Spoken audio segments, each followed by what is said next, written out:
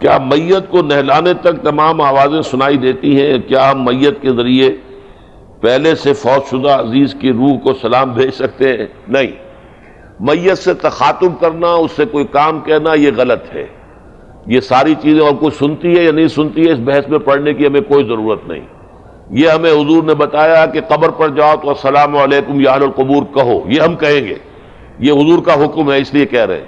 انہوں نے سنا نہیں سنا یہ وہ جانے، ہمیں اس کے اندر جو ہے کسی بھی تفصیل میں جانے کی ضرورت نہیں ہے۔ اسی سے در حقیقت ہمارے ہاں فرقہ واریت پیدا ہوتی ہے، ادھر رائے قائم کر لی، ادھر رائے قائم کر لی، پھر ایک دوسرے کے اوپر کفر کے فتوے لگتے ہیں۔ تو عالم برزخ اور عالم آخرت سے متعلق جو چیزیں قرآن میں یا صحیح احادیث میں آ گئی ہوں، بس اس پر اکتفا کریں، اس سے آگے نہ بڑھیں۔